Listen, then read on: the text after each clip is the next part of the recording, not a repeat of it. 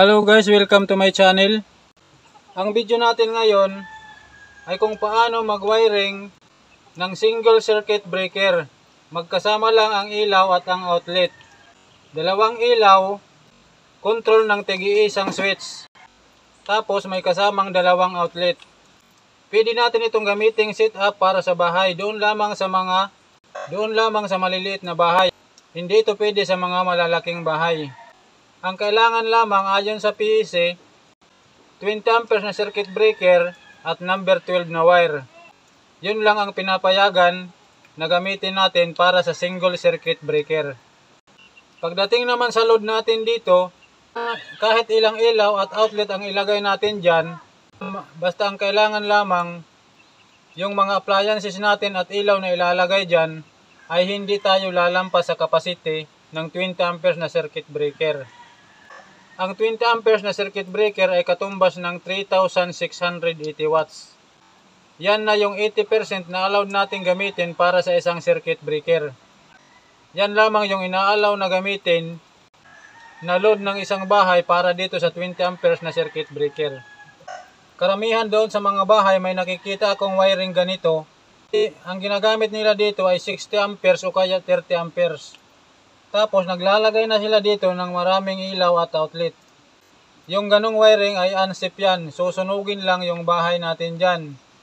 Kasi kung 30 amperes yung ilalagay natin dito, tapos gagamit tayo ng number 12 na wire para sa outlet, tapos number 14 para sa ilaw, pagdating sa kung halimbawa mag-overload yung wire natin, so yung number 12, iinit na yan hanggang sa masunog yung circuit breaker na 30 amperes, hindi pa yan magti-trip kasi hindi pa naaabot yung capacity niya para automatic mag-trip yung circuit breaker. So unsafe ang wiring na yan.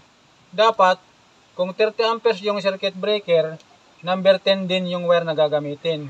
Ang problema, malaking wire yung number 10. Hindi yan papasok dito sa terminal ng receptacle at ng mga outlet. Dito pwede pa yan. Pero sa sobrang laki, pag nag-wiring ka dyan, pwedeng masira yung outlet, yung kumadeform yung linya dyan. So hindi pwedeng gagamit tayo dito ng mataas na circuit breaker, 30 amperes o kaya 60 amperes, tapos magdadagdag na lang dito ng maraming ilaw at outlet. So unsafe yan. Hindi yan pinapayagan ni PEC. Sa ganitong wiring, single circuit breaker, ang allowed lamang natin gamitin 20 amperes na circuit breaker tapos number 12 na wire. Hindi na natin kailangan gumamit ng number 14 dito para sa ilaw kasi 20 amperes nga yung circuit breaker natin. Tapos may outlet tayo. Yung gagamitin na wire, number 12 na yan lahat. Kaya yung circuit breaker, 20 amperes rin. So naka-install na ito, iwa-wiring na lang natin. Galing circuit breaker, ang neutral, dito natin i-connect sa neutral ng receptacle. Tapos ito, neutral, supply para dito sa kabilang box. Itong isa, neutral rin, supply dito sa outlet.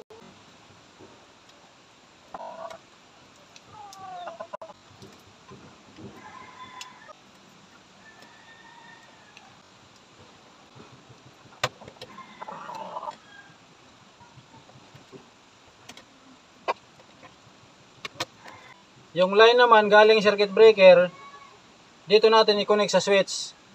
Tapos isama natin itong isang line, supply dito sa kabilang box. Tapos itong isa pang line, supply naman dito sa outlet.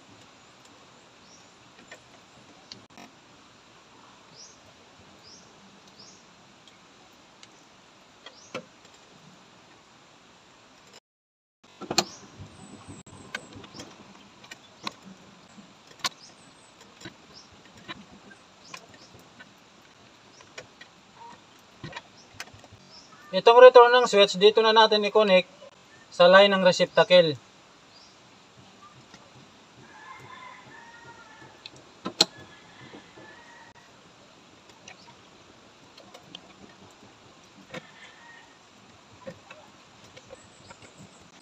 So tapos na tayo dito sa box. Ito na ngayon yung supply natin.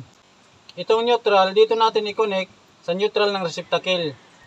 Tapos isama natin itong isang neutral, supply yan dito sa outlet.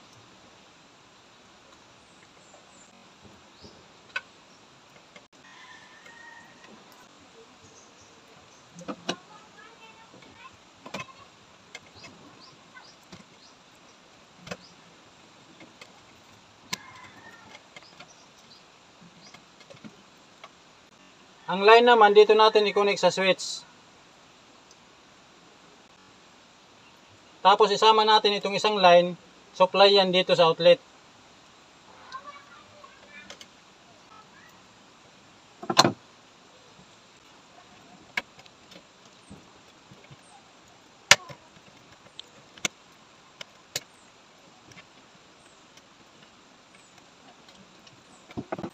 Itong return ng switch, dito na yan sa line ng receptacle.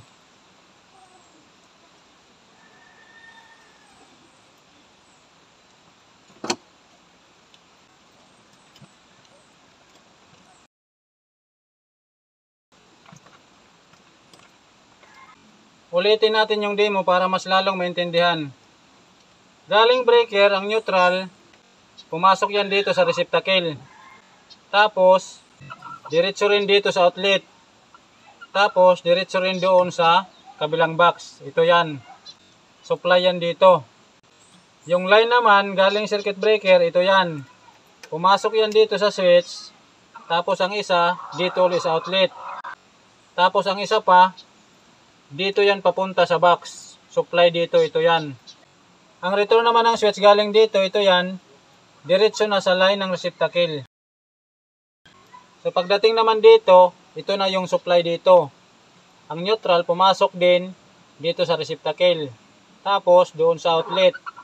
Ang line naman, pumasok yan dito sa switch.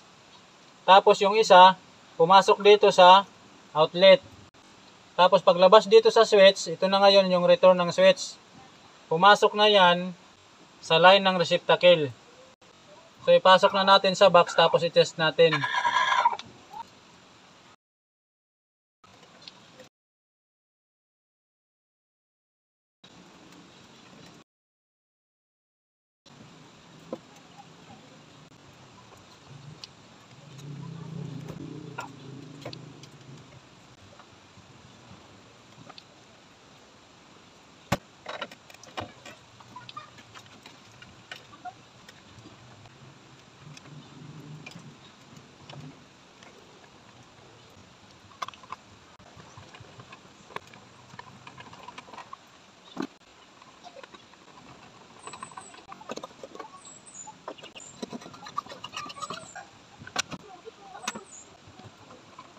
I-on natin ang circuit breaker.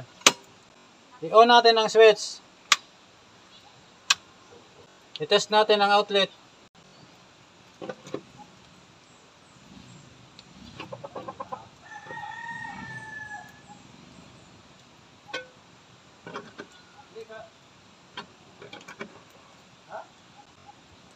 So, functional yung gawa natin. Ganun lang kung paano mag-wiring ng single circuit breaker sa dalawang ilaw na may tig-iisang switch. Tapos may kasamang outlet.